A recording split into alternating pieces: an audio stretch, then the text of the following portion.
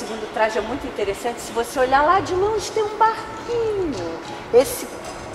Essa pintura foi provavelmente apresentada a Dom Pedro para mostrar como ela era. Quer dizer, eles pintavam os retratos das rainhas para mostrar, das princesas, para mostrar, olha sua noiva, né? E lá é o barquinho representando a vinda dela para o Brasil, né? Esse vestido, ele é estilo império, mas ele já tem traços pré-românticos. O que se chama traços pré-românticos? Quando eles querem se livrar desse passado recente, que é o passado monárquico, eles vão buscar a antiguidade clássica. Mas não só a antiguidade clássica, como a Idade Média. Por quê? As rainhas da Idade Média passam a ser idealizadas. O amor romântico da Idade Média, a luta dos cavaleiros por suas donzelas, os castelos medievais com os trovadores cantando de castelo em castelo. E os figurinistas de teatro, junto com os pintores, foram pesquisar a antiguidade clássica, começaram a pintar e entrou na moda a pintura de estilo troubadour, como se chama. Eles misturavam a Renascença com a Idade Média como uma coisa só. E esse tipo de balonezinho desse vestido da Leopoldina é típico de releitura da Renascença. Se vocês olharem quadros renascentistas, vocês vão perceber, né? E isso tudo eu descobri muito nessa pesquisa. E como a Leopoldina encarna essa heroína romântica, né? A heroína romântica, a mulher, a rainha especial, a rainha educada, a rainha sensível, a rainha que se apaixona pelo rei. É completamente diferente da história da Carlota. Mas o que eu estou querendo dizer com isso? Eu estou querendo dizer que esse é o novo teatro da realeza. Nessa nova representação, nesse novo l'air du temps, cabia o amor romântico, né? Com a ascensão da burguesia, os casamentos passam a ser feitos com outros critérios e não só os critérios econômicos. Então aqui, esse traje foi escolhido a partir de uma pintura que na verdade foi feita em 1920 em cima de uma pintura do século XIX. O modelo é totalmente pré-romântico. Esse uso excessivo de rendas é um uso, nesse tipo de decote, é um uso típico da Renascença, só que a Renascença eles eram maiores e empinados. E o uso do amarelo nesse quadro é uma espécie de alusão à bandeira brasileira. Nós temos aqui o amarelo e o verde da nossa bandeira, que foi também o amarelo e o verde da bandeira do Império, sendo que o amarelo é cor da Casa de Habsburgo e o verde cor da Casa de Bragança. Não tem nada a ver com ouro nem com mata, isso é coisa que a República falou depois. Esse traje é o traje de coroação, né? De sagração dela como imperatriz. A gente recortou ela, na verdade ela está pequena ali do lado de Dom Pedro e dos filhos.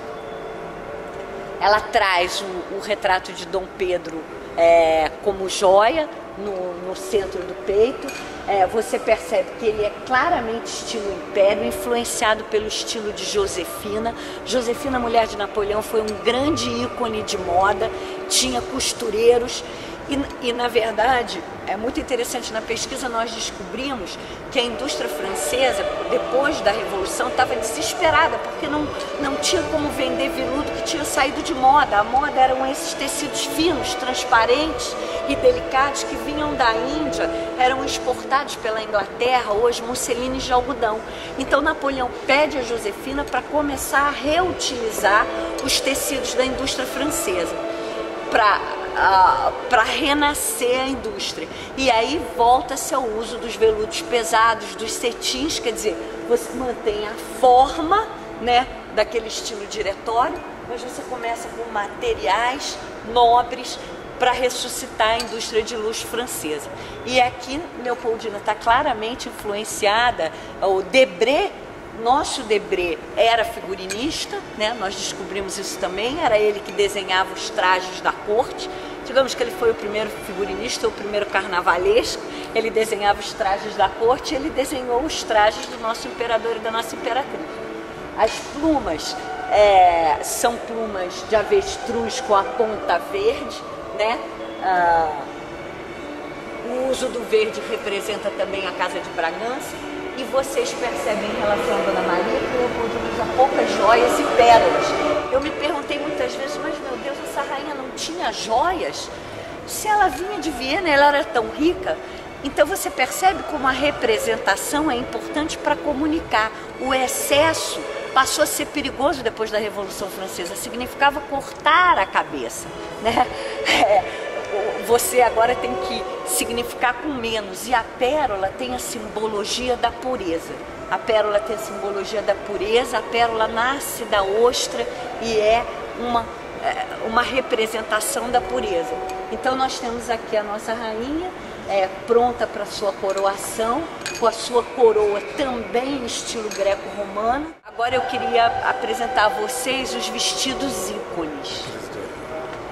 Nós fizemos a ópera na corte. O que é a ópera? Porque a ópera é um estilo operístico, são figurinos operísticos, esses totalmente livres, recriados a partir do estudo da biografia delas. Nós pegamos elementos que nós consideramos importantes e pensamos como simbolizar, como se fossem vestidos arquétipos simbolizando a alma de cada rainha. Nesse vestido de Dona Maria, eu coloquei a roupa que fala e reza, da loucura como tragédia. Quer dizer, aqui a gente não está falando da loucura como uma louca que anda pela rua, não.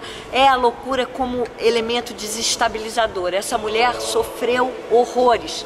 Ela, na sua infância, viveu o terremoto de Lisboa, que eu não sei se vocês sabem, mas a gente na pesquisa descobriu. Lisboa sofreu um terremoto fortíssimo quando Dona Maria era infanta, e esse terremoto teve um tsunami no Rio Tejo, destruiu todo o centro da cidade, o palácio, uma parte do palácio onde eles moraram. O pai dela construiu uma real barraca, toda de madeira, porque ele ficou apavorado de morar embaixo de tijolo.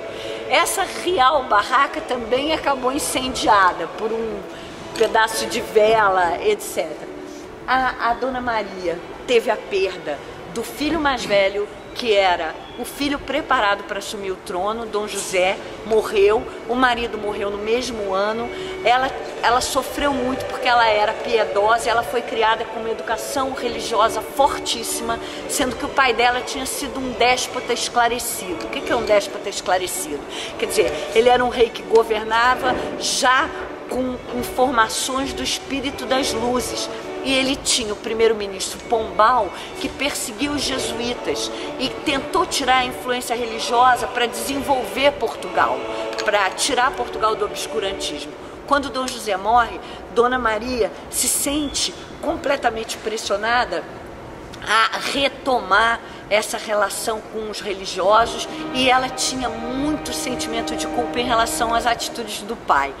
Todos esses elementos, e provavelmente outros, porque eu não sou psiquiatra, a levaram para a loucura. Esse vestido, ele pretende retratar o terremoto de Lisboa, quer dizer, ali embaixo nós temos pequenos azulejos portugueses destruídos, para dar a sensação de que o mundo dela está ruído. Ao mesmo tempo, a gente tem o Sagrado Coração de Jesus, que ela foi uma grande devota do Sagrado Coração, inclusive brigou com o Papa para construir uma basílica para devoção do Sagrado Coração. E do Sagrado Coração escorre o sangue do sofrimento dela.